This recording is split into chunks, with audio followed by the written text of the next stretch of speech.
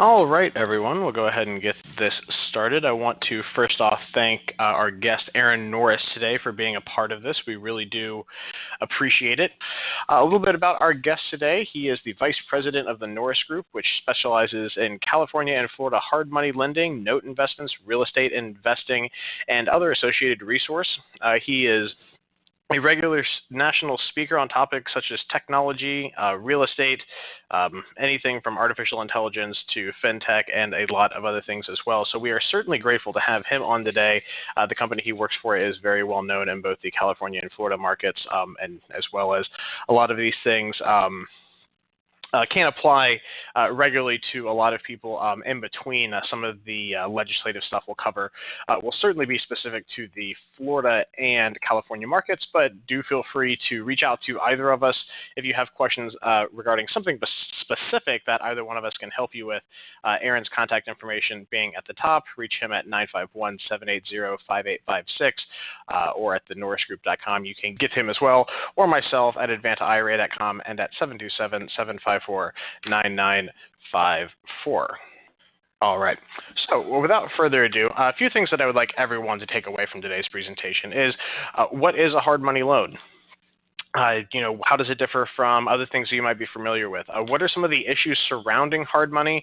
And that if you are doing one of these things in a qualified plan, you will be collecting any and all of the profits directly in to the account that you are using, completely tax and penalty free. So this is not going to be something that is going to be taken outside of the actual account. Just a little bit about us as a company, and then we certainly will delve into the meat and potatoes of this presentation. We're a self-directed IRA retirement plan administrator. We serve clients nationwide. We have a good depth of knowledge on anything regarding to real estate, to private lending, and that's also why we like to have experts such as Aaron come in to help give more depth of knowledge into some of the things that we don't necessarily have experience in, or that people would get a better benefit of to help make more informed choices with their retirement planning with regards to how they are utilizing their investments. Just a brief breakdown of who we are. Anything that you do with us is with regard to a self-directed account, we do maintain full insurances on all deposits, FDIC coverage. We've been in business with well over 20 plus years of industry experience. We manage over $1 billion in assets, and we also do manage our clients with dedicated account management. So if you do have any questions, you always do have a dedicated representative here. Getting past what we do, also we do need to provide our required disclaimer that Advanta and our employees, we do not provide any tax or legal advice. Any and all information today is presented here is for informational purposes only. And if you are going to enter into any type of financial arrangement, please do consult the advice of qualified professionals that can levy that in a qualified sense, such as attorneys, CPAs, or other registered investment advisors.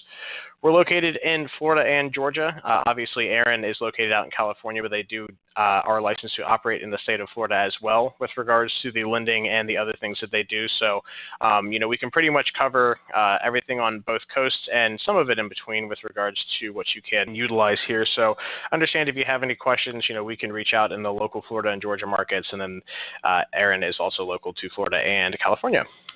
So a little bit about what type of plans you can utilize for hard money lending. Now, you're not going to be restricted to one certain type of plan. One thing that I hear a lot with people when they come to me and ask questions about buying real estate or lending someone money or doing a loan or making a deal happen is that they have to use a certain type of account. And the nice thing is that you have a very big degree of flexibility with regards to what you use, how you utilize what you have, and how some of those things can flow into each other to help bring you to a better place in order to make some investments happen that you might not thought of possible. So one common misconception, at least, is when someone asks me, hey, I would like to do a loan, but I only have money in a traditional IRA, is that you have to have a Roth IRA to do this, which is simply not the case. You can utilize any of the enumerated plans up here to do self-directed investments such as hard money lending, investing in real estate, buying or selling notes, doing anything that really kind of fits the model of what you have determined is a good idea for you with regards to doing this type of investing can certainly be utilized in any type of plan. Okay, great. We have a question. Pickney asks, can a solo 401k be used for hard money lending? The answer is absolutely. Solo 401k, which is is a function of the individual K plan up here can certainly be used for hard money lending. Any one of these types of accounts, if you have one, can be used for hard money lending. Now, just to kind of understand where you're sitting at with each one of these types of plans, traditional and Roth IRAs both have a $5,500 or $6,500 contribution limit per year. Rollovers and transfers from other types of plans are unlimited, so if you would like to move funds from one plan to another and they're the same type, there's no effect on how much you can move or how much you can make in any one of these types of plans. If you're a small business owner, understanding that if you'd like to get into lending with a business plan, if you have a SEP, simple or 401k, you can even establish these types of plans if you are a self-employed individual and you want to get started.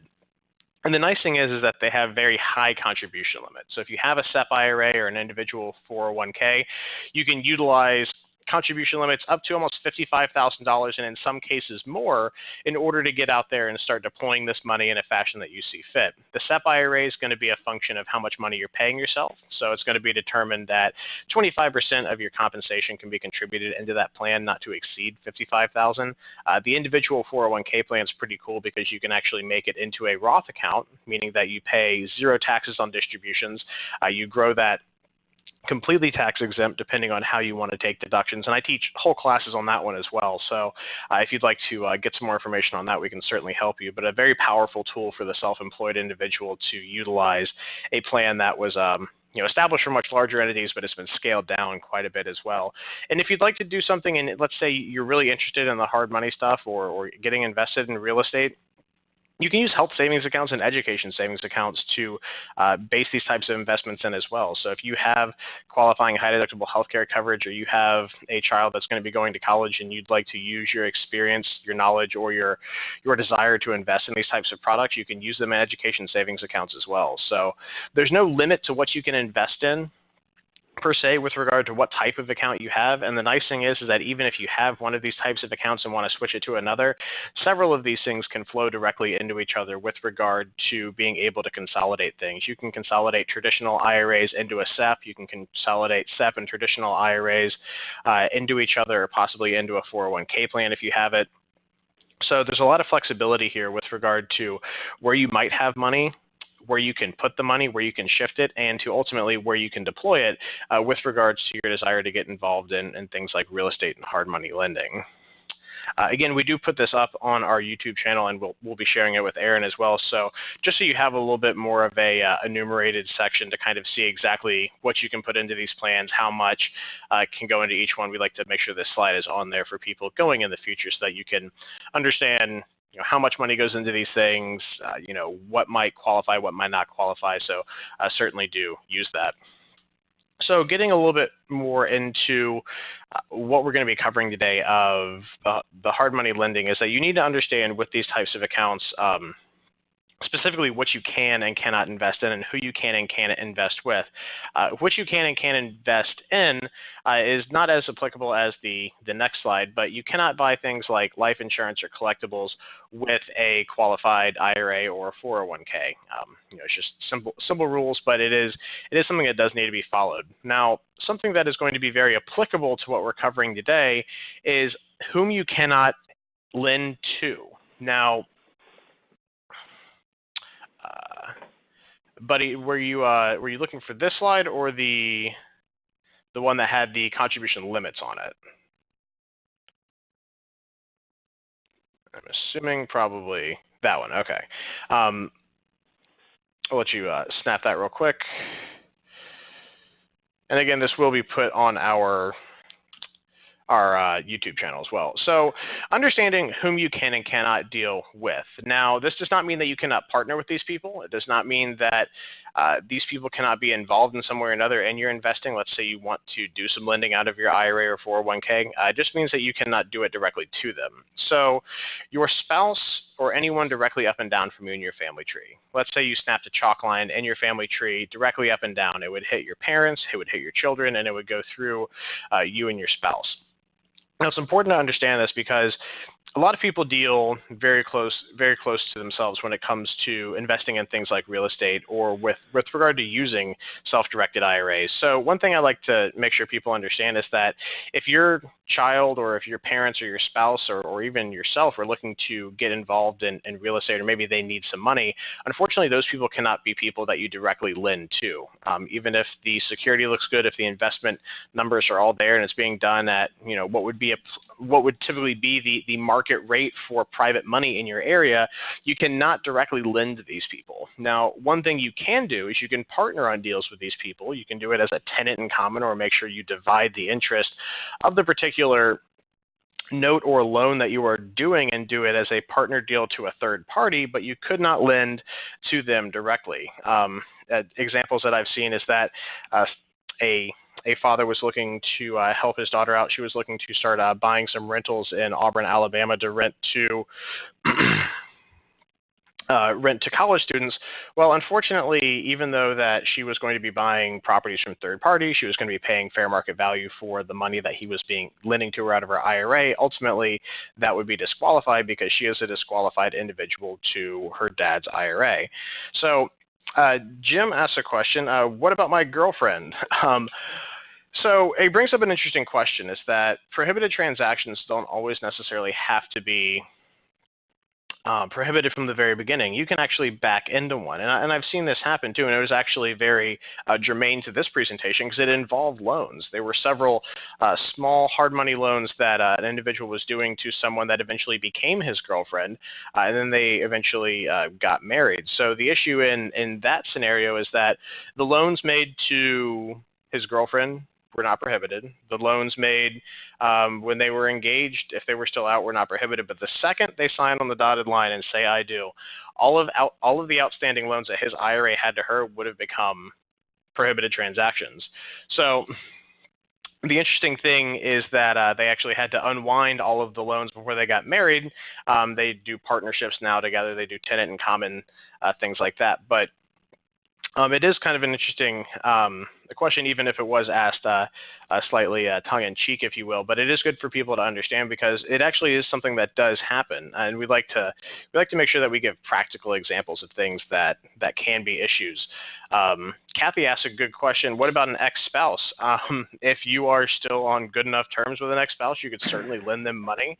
It's something that I do say with a little bit of humor, but I have seen it before. There are people that have either amicable enough or still have a trusting enough relationship to do that. And so long as that you are not legally married to them, you can certainly start doing deals directly with them.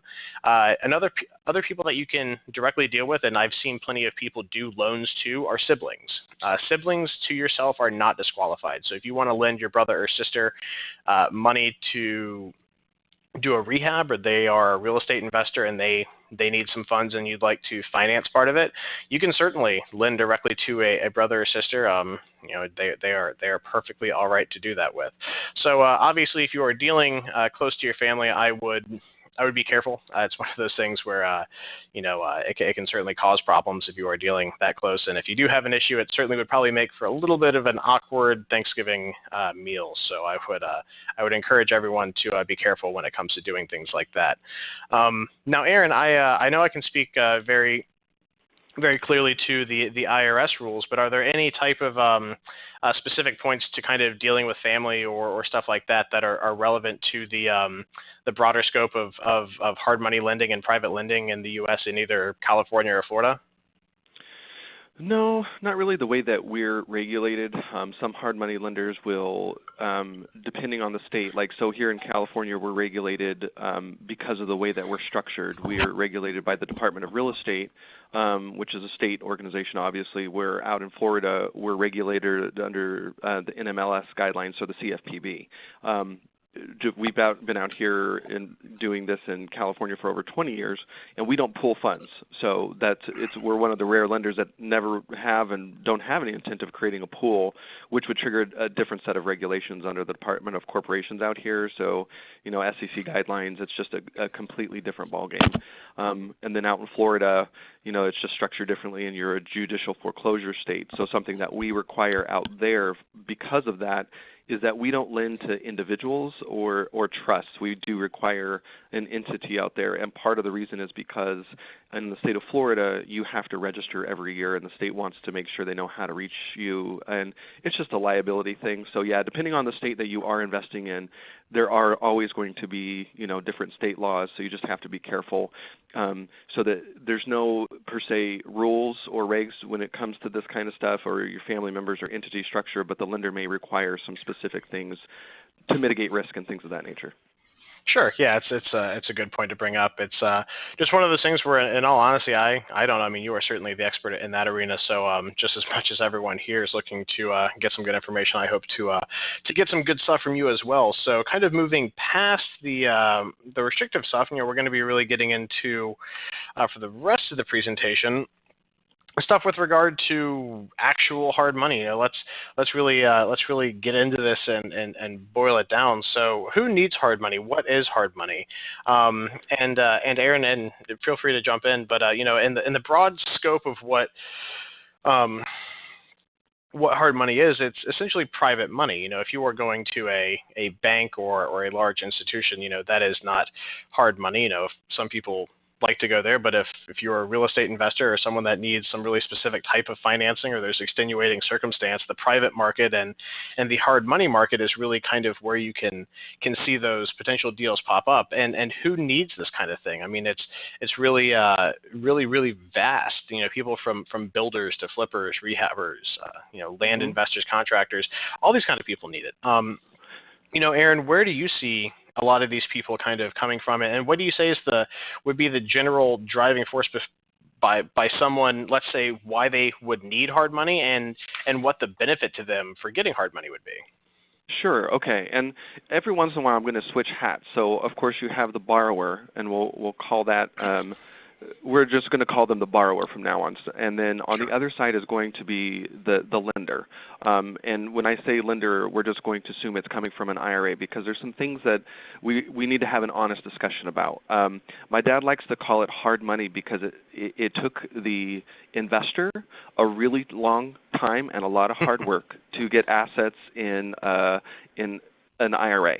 Amen. You put up the limits, and so it is really important for me for everyone on the call and on YouTube eventually to understand that people have worked really hard to get money in these accounts, and it's your responsibility to treat it as such. Right now in specific markets, it's very hot. We see people making really stupid mistakes. They're being too risky. And I think you're going to find a good hard money lender like us that are brokering the deals. We never let our investors, the lenders, know unless we think it's a good deal. And we're saying no a lot to borrowers who are just being a little crazy. So there's a lot of money chasing fewer deals. It's getting more competitive because of technology disruption. And so throughout this conversation, we might switch hats every once in a while, because I want to specifically talk to the lender side and the IRA account holder. I myself have a traditional and a Roth. I own real estate in my Roth. I love real estate. I've been investing in real estate for almost a decade. I'm much more of a buy and hold investor. So anyway, hard money, we work with builders. We work with landlords, people who are holding rentals, and then we do flips. So from the borrower standpoint, there's a few different reasons why they use us. You're going to see a lot on late night TV. HDV TV has messed it up for everybody. They just assume because it's on TV, they make it look so easy. Look, they made $70,000. What could go wrong? It's a lot of work, and these are businesses. This is just not plug and play a hobby, especially the people that are doing this as full time. It's very sophisticated. There's over 24 different ways to buy and sell real estate, and a lot of these niches are full time business opportunities. So they're really working in the business. But the reason they come to somebody like us is because they don't want to take on the fundraising on their own. Fundraising can become a job.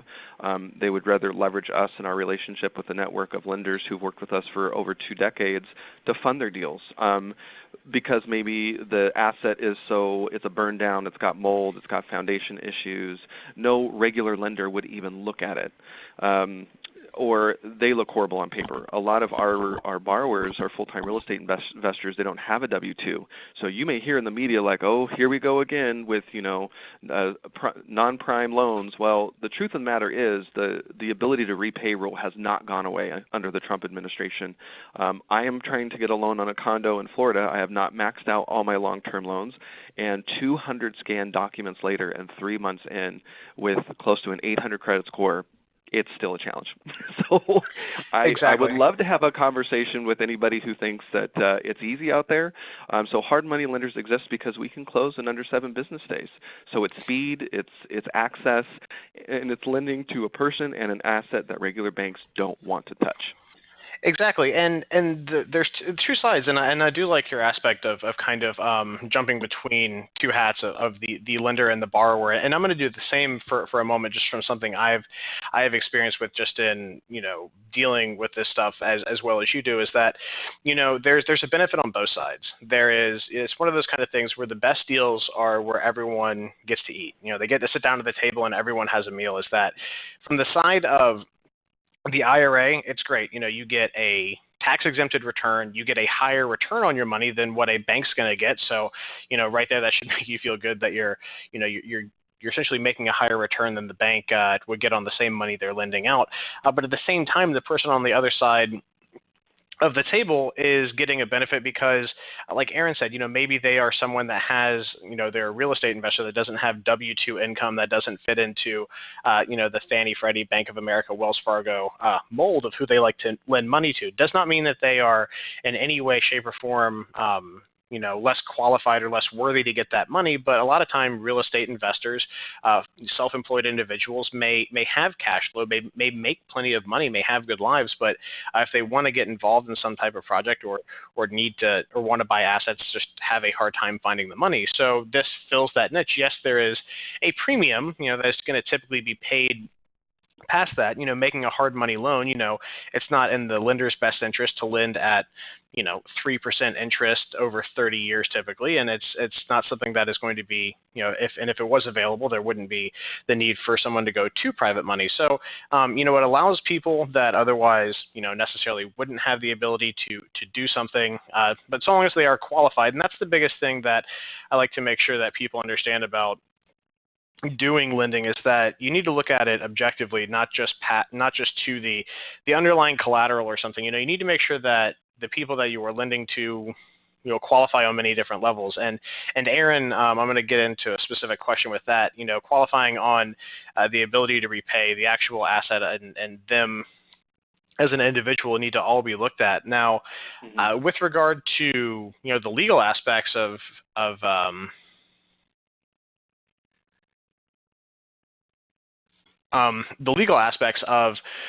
what goes into, let's say, qualifying a borrower. Obviously, different states, have different requirements, and there's not, always a legal reason to, have a loan originated, but it's a good idea. What are some of the things that go into, actually making sure something is done properly, T's crossed and I's dotted with regards to lending someone private money in California and Florida that people need to be aware of? Sure. I shoot a lot of people down who've been watching too much TV, that are being told that they don't need any money or experience and they can use other people's money to make millions. I'm a huge letdown. The most important thing for us is to make sure there's a lot of cash on hand. So just a very general rule that we follow, where I can quickly tell you if a person's going to be able to handle a deal or not, is for every $100,000 that they want to borrow, we want to see $30,000 in liquid working capital. The truth of the matter is, in closing in 7 business days, you're not going to be able to necessarily do a deep dive. We're not looking at W-2 income. For true asset-based lending, you're really looking at mostly the asset. But there is, I want to make sure that they have the liquidity to get through the deal. We're not loaning to own. We don't want the deal back, and we don't want to have to deal with a foreclosure. And to be honest, you're approaching this as a long-term relationship from both sides of the aisle. I can't burn my private lenders and expect them to come back for more. And why would I put somebody in a position? It's fun funny because we do have people that we say no to. I'm so sorry, this is a terrible deal. You're going to get burned, and they get mad at us only to come back 6 months later and say, you were right. And you were trying to protect me and I didn't listen. So some people don't understand that, we are in the middle and we're trying to make a win-win relationship for both sides.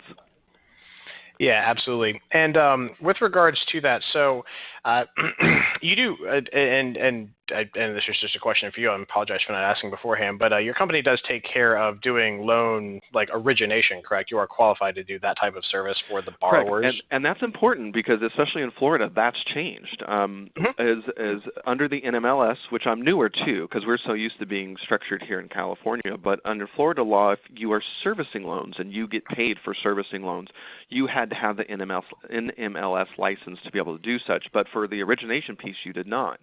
But as of this spring, I believe, local lenders in California have a year. If you are getting paid to originate any way, shape, or form, you're going to have the NMLS license. And just so you understand what that entails, there's a net worth that you have to have. You have to take the education, and the test is not easy, nor is it completely applicable to the rules of private lending. You end up studying a lot on lending to consumers, which is we do not do. We only do business purpose loans. And you have to have a financial audit, and it can be painful and long. Our first one took 6 months because they went back all the way to 2013. You're working with a CPA who's doing a deep dive on your books, processes and procedures, employee manuals, technology. It's intense. So I think it'll catch some people off guard in Florida, just how much work it is, and I hope they don't wait till the last minute. So heavily regulated space. Absolutely. And it is something that you want to check. You want to make sure that the person that you're working with is licensed appropriately. Not to say that everybody's perfect that has a license. That's not true. But it is at least a threshold that they have to meet to be able to work with your money or lend you money. It's good to know. Yeah, exactly, and we're really going to kind of dig deeper on that in a few slides. So it's good to know that that you have the breadth of knowledge in that. So the other nice thing about hard money is that these things don't fit into a cookie cutter. It's not necessarily a stamp saying, hey, you go to a bank and they say, hi, would you like 30 or 15 years? How much down payment would you like to make? There's a lot of different ways that these things can work, and especially if you're going to be hands-on and doing stuff with self-direction, the ability to kind of make something work. Again, the guiding principle for a lot of this stuff is that if the deal works when both people are happy, when both people on both sides of this deal have a benefit, the benefit of the investor to be able to say, hey, I can't go to my Bank of America down the road and get funding for this deal, but I'm going to make a lot of money, and paying 8-9% is perfectly fine with me when the spread's going to be great for me. So, and the person that's lending the money obviously getting a higher return on their money too is very beneficial for them. So, and the other nice part about this is that with hard money, depending on, obviously there are some regulations with regards to a lot of this stuff with the let's just call it the underlying collateral is for this as to what regulations go into it. But utilizing an IRA to lend, on any type of different length of term, the period of the note can be 1 year, it can be 30 years. We have clients that have issued 40-year mortgages that have crazy different structures in them with their accounts. You can do things that are under 15 years. You can participate in sale equity. There's different things that you can use for security. It doesn't always have to be real estate. But keep in mind, again, just full disclaimer, and I know Aaron may not even get into this, but I just like to put it up there for the people interested in it, that, there's the ability to secure loans with everything from farm equipment to livestock, and we have seen that before. There's uniform commercial code lien filings that you can put on animals and stuff like that. So there's a amazing amount of different stuff you can do with this that you could spend, and people do spend lifetimes getting acquainted with and getting to be experts in. Stuart asks, is 8% currently market? The interesting thing is that there are 50 different markets in the United States for this stuff as to what market is, and that's the great part. I'll approach that question too, Stuart, as an example. Here in California, we're best known here in California for market timing research, and like an example, in 2006 we released a 400-page report called the California Crash. We got our investors and our lenders out of California saying prices were going to fall 50%. In 2009, we launched a 8-year 9.9% long-term program for landlords. They were being able to buy stuff out here in California for $30,000 to $50,000 in northern LA County that was going once upon a time for almost $300,000. So the market out here is completely tanked. I know Florida, we were investing out there, had a similar thing happen, but that program has since gone to a 5-year program 5 years ago, and now it's a 3-year program at 6.9%. The market here is flooded with cash. People are chasing deals. In Florida, our long-term program is 5 years at 8.9%. And the reason why, it's just a very different market with a different time horizon. So to your point, every market is different, and that can be different based on state. It could even just be very different based on the opportunity and risk. So one of the great things about having an IRA is that you can invest in things that you know. I have no business investing in livestock or farm equipment because that's not what I know, but that's the benefit, is that you have the opportunity. Exactly, and the other cool thing is that not only is the rate of return going to be variable on the market factors, there's also legislative and legal factors that function in that too as well. And I think it's the last slide in here, things like regarding usurious rates and the amount of return that you can make on this stuff is also going to be a factor in how much the rate is. If you have to have legal issues that are going to affect how much you can charge, there's a lot of things that go into it. So I guess the best way to answer that is it's dynamic. It really is. Yeah. And Rob, I'm assuming you're asked how we as Advanta make money on these transactions. If you can clarify if that question is for myself. I think he's asking how maybe us as a broker earn money on transactions. A hard money lender will make money on the origination. So we charge points and fees up front, and then we charge servicing. So the only thing the lender pays, at least as how we're structured, is a servicing fee. So, and this is important for you to know, some of the services that we do in California and Florida change a little bit. So here in California, for instance, we will allow people to take title in trusts and individual names. But as part of the servicing process for both states, we are checking taxes every year to make sure property taxes are being paid. We make sure that they have the appropriate insurance policy. So if you're doing a flip and they're carrying a landlord policy, guess what happens when there's a fire? They don't cover it. So we're tracking different things, trying to make it as passive as possible to the lender, which is really helpful if they're lending with their IRA. They want it to be as passive as possible, and we're taking care of that as part of that fee. For Florida, we're going a little bit further, depending on if it's an HOA and whether or not it's an entity. We have to keep making sure that we're tracking where the entity is going. If they've moved, it's just an extra layer of protection in a judicial foreclosure state. And that's one of the things that you really have to be careful. In California, the foreclosure process is very different than Florida. So it's another reason you want to work with somebody who's not only licensed but really knows what they're doing. And they're getting paid to offer some services. So, anyway, that was your question. I'll keep it shorter. So it's the servicing, and then the origination is where hard money lenders make money. Yeah, and that's a good point. And just real quick, I think he asked, do you do commercial or residential or both? We specialize in residential 1 to 4 single family, but we will do small commercial buildings.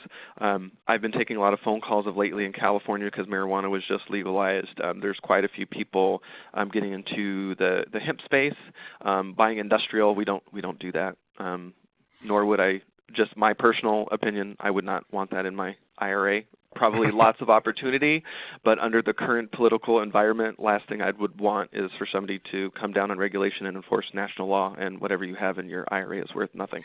Yeah, and do keep in mind that the accounts, even though if there is, and it comes up fairly often, and I've dealt with many different people that work in the medical cannabis and different spaces, is that the accounts that we administer are federally regulated. These hold FDIC insurance. It's not something that ultimately falls to state laws. So if that is something you're interested in, just be aware of that there's going to still be risk out there for it. Moving on to another kind of getting a few more of the benefits of hard money, and then we're going to kind of finish this off with the issues that you need to definitely be aware of. Is that the cool thing about doing this kind of stuff is that you have a lot of flexibility. You can determine how much the person that's going to be borrowing from you, and that's going to kind of segue into some of the issues of making sure that you're lending the right amount for whatever you're doing. The rate of return, the length that they're going to have it, whether that it's interest only or amortizing, meaning that does the borrower pay you just the interest on the outstanding principal and then just pays the balloon of principal at a certain date, or do they pay principal and interest on each payment? Equity participation, meaning that in the event of the sale of the underlying security, does your IRA or do you participate in any of the profits of that sale?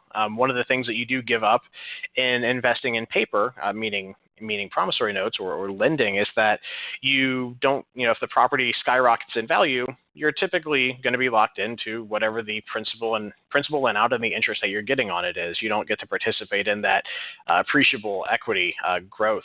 So there are sometimes when people will structure these things where you get to participate in some of that in lieu of maybe a higher interest rate. But really keep in mind with that stuff that there are some potential legal issues with rate of return and potential usury with that, depending on the state that you're in. So just keep that in mind, that when you're establishing note terms, if you're not using someone like Aaron that is licensed to make sure that everything is by the book, essentially, that there is a lot of research that you need to do to make sure that you're going to stay compliant with this kind of stuff. Because again, there are many waters that you have to navigate with IRAs. And I don't say that to frighten people, but just understand that, especially with things that are federally regulated, and then you also have to, with regard to some asset classes, which doesn't, really affect too much besides maybe, like Aaron mentioned, cannabis industry. The only thing that you really need to worry about, particularly with the assets such as hard money, is you have a lot of state regulation with regard to, the rates of return, who can and can't borrow money, how these things are originated. So just keep in mind that when you're putting these things together, if you're not, going through a professional servicer, but there's a lot of stuff that you need to educate yourself on, so that way you can make sure that you are being compliant with this kind of stuff, which is going to bring us into some of the issues that come up with this. Knowing property value is going to be very key to that. Aaron, if you can speak this a little bit, when it comes to knowing property value, what kind of things should people be aware of when it comes to making sure that the underlying collateral, if there is some, to a particular loan is sufficient? Is there a particular type of appraisals that should be done, or things that should be looked at, or the things that you look at, or some general kind of guiding principles that you can offer to that point? Sure, and I'm going to do a two-hat moment real quick. If you come to me and you're wanting to use your IRA to do a loan, I don't do as many as people might think. We're a lender that does non-recourse loans. We'll talk to people about taking out leverage in their IRA, but there are very few people who come and start asking me questions. It's clear that they're not ready. They don't have a CPA that knows what they're about to do. They don't understand their tax ramifications for what they're about to do. So it's a rarity that I see a lot more of our investors on the lending side using their IRA for this. So I think there are some opportunities, but people just need to understand a few things that are going to happen when they're coming our way. So one of the things is we will be a little bit more conservative whenever we're dealing with an IRA account. Property value, we have a professional appraisal done by a local appraiser. We don't go through AVMs. We want to pay the full amount for somebody who actually knows what they're looking at, who's been in the area a long time, and they're going to give us their honest assessment based on the loan type. If it's a rental property we're funding, we want rented or rent-ready value. What is it right now sitting there? If it's a new construction, what is it going to be worth once it's built based on the plans as presented? And if it's a flip, what is it going to be based? What's the value going to be after repair? So it's really important to understand that, and then knowing that we're probably going to be a little bit more conservative because we want to make sure you get through the process, and we're just really want to make sure you don't lose money in your account. This is not like your person or an entity. You can't take losses. So we are going to be more conservative on the funding amount. But we do go on a professional appraisal.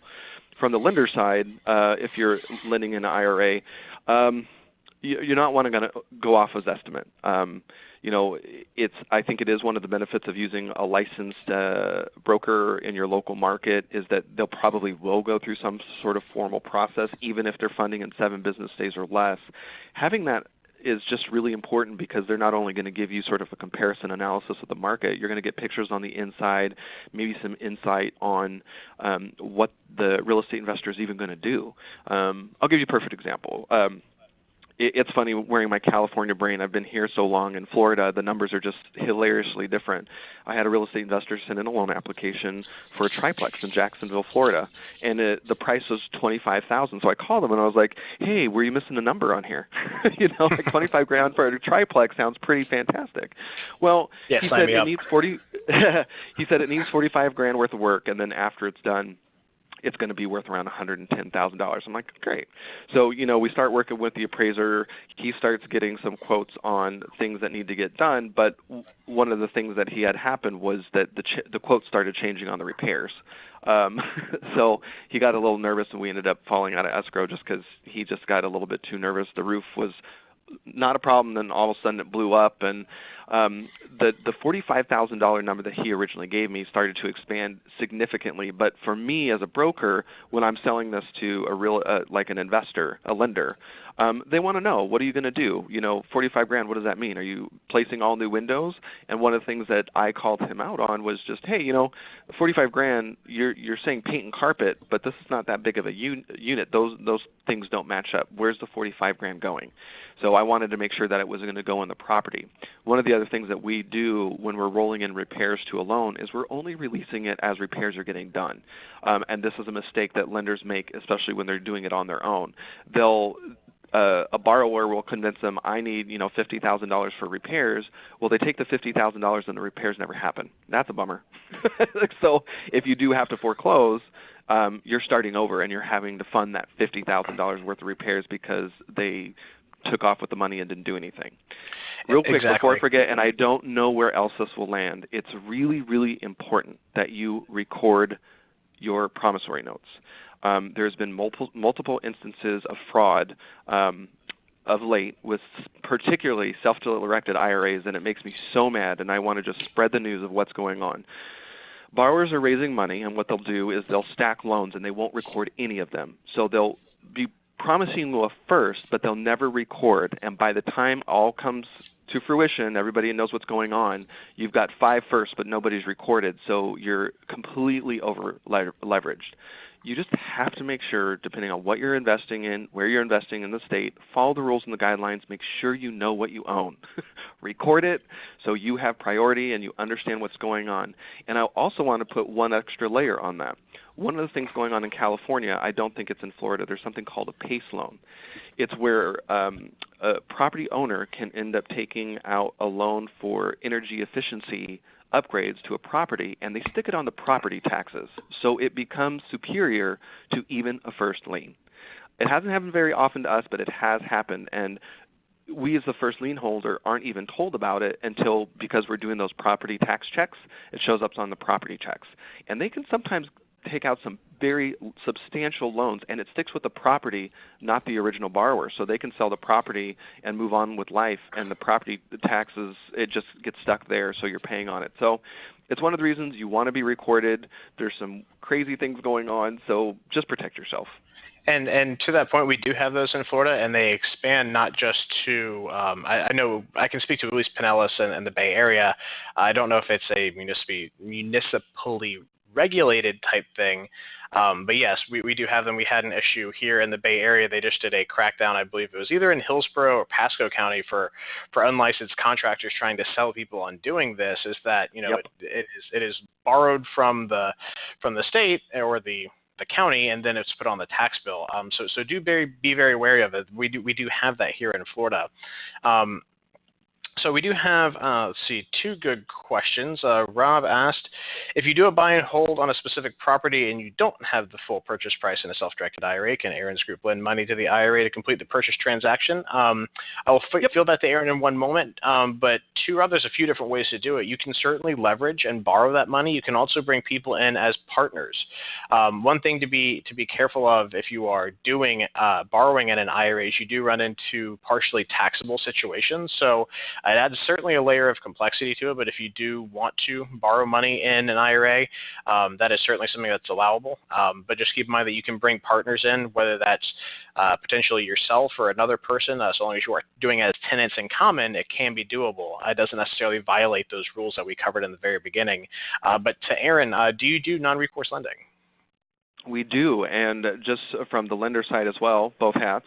On what changes for us is there's very specific language that goes into the documents where every single self-directed IRA company or solo 401k company that we work with has very specific language they want as part of the documentation. And basically non-recourse lending is just if for whatever reason the loan stops being paid, we're going after the asset, not everything within your IRA. So it's good. It's really great for protection of your assets inside the IRA. Yeah, and it's one of those things where making sure that you work. There's not a whole lot of people out there that do them. I think on I can pretty much count it on one hand of the people I know that do non-recourse lending. So it's good to know. Buddy asked, is the webinar today only about borrowing from the Norris Group? Certainly not. I mean, you can borrow money, from any number of places out there. We like to have people that are industry experts come in to help enrich our educational experiences. We do not, and I guess it's good to disclose, we do not have any paid or otherwise partnership with the Norris Group. They are just coming here to do some information and education with us today. There is no reciprocal arrangement with regards to fees or sponsorships or anything like that. We are completely separate from each other. In that regard. And if you'd like to learn more buddy, about the hard money process, I've taught webinars. If you just go to our YouTube channel, just specifically to lending out of an IRA. That doesn't cover necessarily, other professional groups or anything. So check those out and let me know if you have any questions. I believe you and I have corresponded in the past, but you can also grab our information off the end of this presentation. And Rob asked, did I hear Aaron say he wants borrowers to have 30K of each 100K borrowed? Was that a guideline that your company uses? Yeah, Rob, that's a good question. I'm glad you asked it. That's for our flip program or new construction. I want to make sure that they have the bandwidth to get through the process. And that's not to say they have to have $30,000 down or 30% down on a loan. I'm looking at that for things like closing, for things like carrying, because we have monthly payments. That definitely is a strategy for some borrowers that approach, IRAs. They want no payments for like a year kind of thing. We don't do that. So I want to make sure they have the bandwidth to pay the fees up front for the loan origination, make the monthly payments, have enough money to start funding the repairs, because the way we structure the after repair value, we'll hold back repairs and it's only released once the repairs are done. So we're not getting ahead, we're behind. So by the time that last release is made, there's actually an appraiser that goes back out and reports back to us, yes, construction is completely finished as promised, and then we release the remaining amount. So that way, if for some reason we have to tame back the project, we've got money to finish the repairs. Hope that makes sense. Yeah. We're getting towards the end of this, so I'll kind of try to bring it in for a landing through a few of these issues.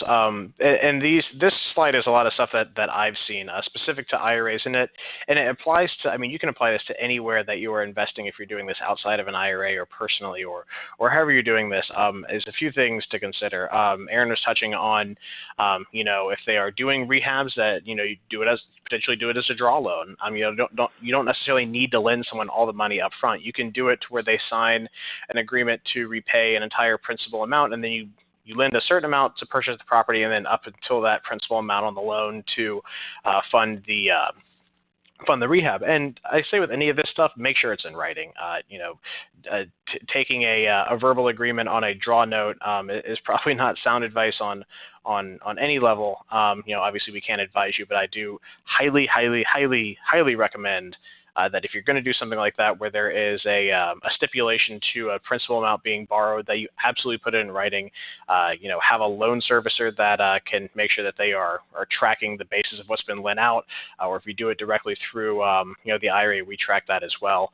So just making sure that how much money the borrower needs, if you're lending out a certain amount for something, if they're doing rehabs, that everything's up front. Make sure you collect that information and everyone's on a level playing field. And then the other thing I like to mention is insurance. A lot of people like to get into lending either from the aspect of lending out of an IRA because it carries some aspects of reduced liability for the actual person lending the money, meaning that if there is someone that trips and falls on the property or there's a liable action against the owner of the property, it's not you or your IRA. Like Aaron said, you worked very hard to put this money in there. It took a long time to get in there, so there can be a certain degree of protection offered to that. But that asset that you're lending on, or that is the collateral to the loan, needs to be protected. You need to protect yourself, and first line of defense is going to be good insurance, making sure that you as the lender are named as an additionally insured on that insurance policy, and that insurance policy covers for what issues are in your particular area. I've gotten into this quite a bit with different stuff, personally and professionally, but there's a lot of different stuff that is specific to different areas that you live in. It's really tragic that out there in the West Coast and where Aaron's located, there's terrible fires that rip through, what seem like to be on an annual basis now. Making sure that you have, catastrophic fire damage as a covered portion of that insurance policy, or if you're in Florida, making sure that named windstorm is a covered portion of an insurance policy that is on the underlying collateral to that loan.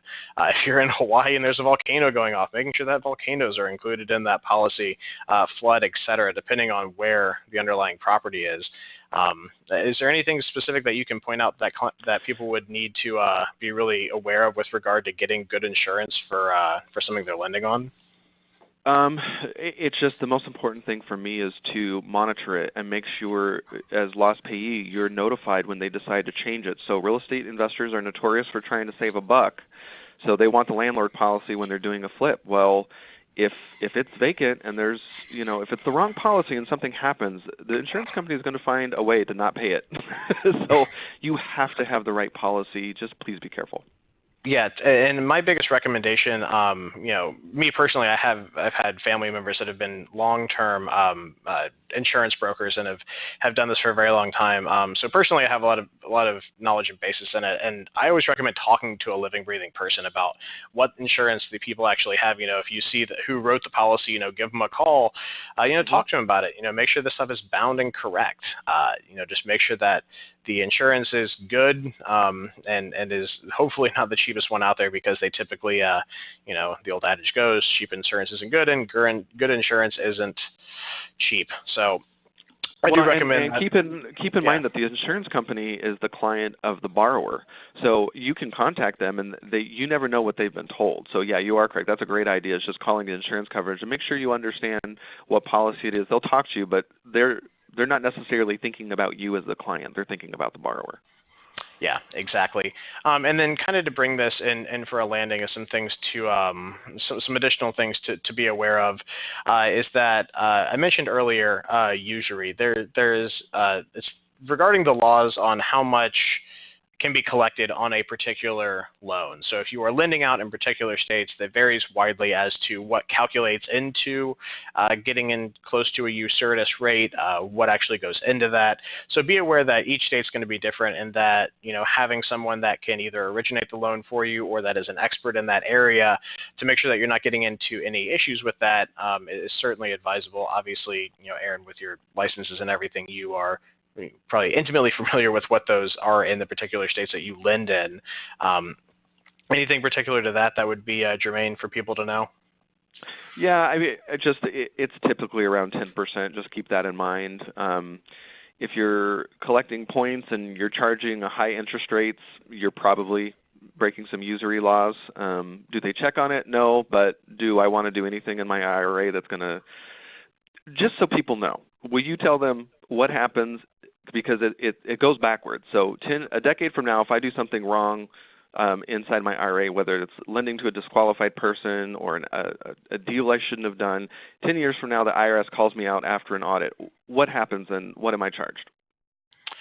Well, if you are deemed to, if they actually go full tilt with it, and you are deemed to have done a disqualifying transaction, it disqualifies your IRA as of December or January 1st of that given year, and you have to calculate it as a distributable amount personally for taxes.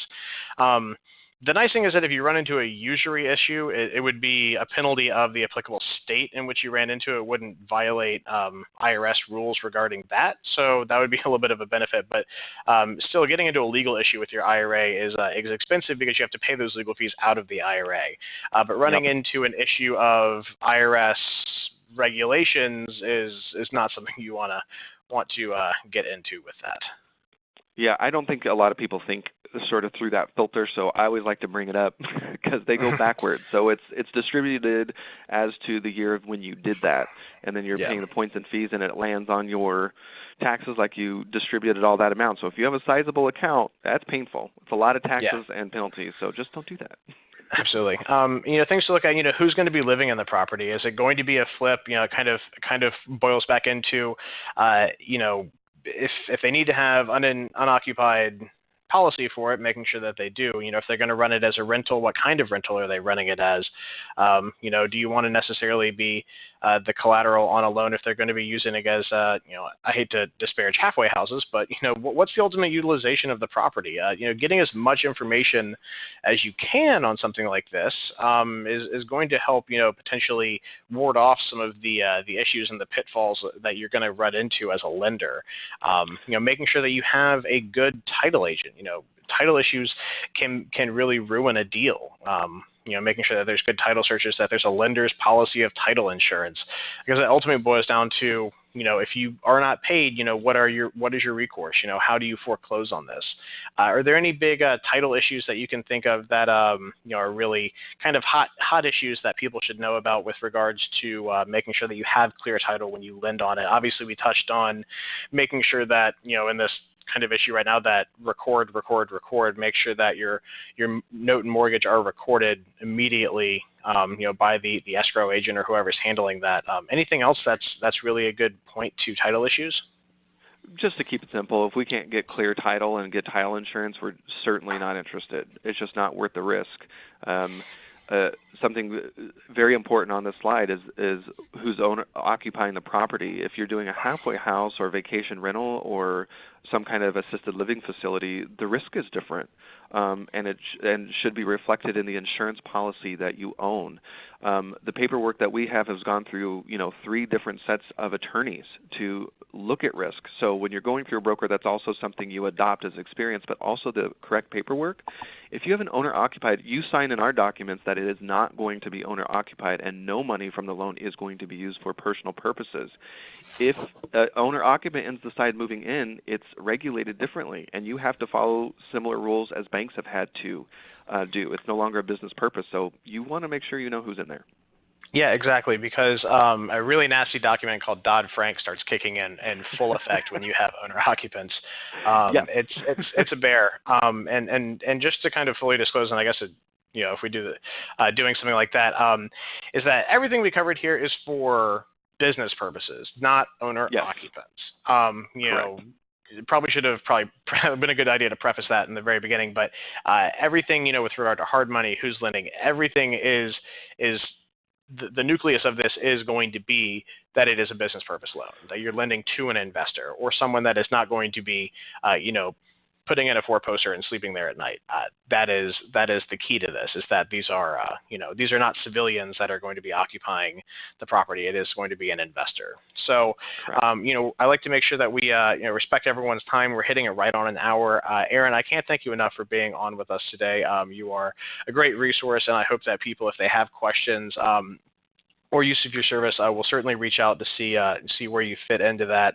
Our information is up here. If there's anything I can help you with regarding any questions anyone has regarding setting up qualified plans, how lending works in them, where documents fit, and all that kind of stuff, I am always happy to take a phone call or an email, and Aaron is as well. So again, Aaron, thank you very much for being on with us today. Your knowledge and insight was fantastic. And if anyone has any questions, feel free to reach out. Otherwise, this will be hosted on our YouTube channel, as well as our Learning Center on Advanta IRA, and I will send this over to Aaron as well, so he will have a copy if you need it. So again, thanks everyone, and have a wonderful rest of your week.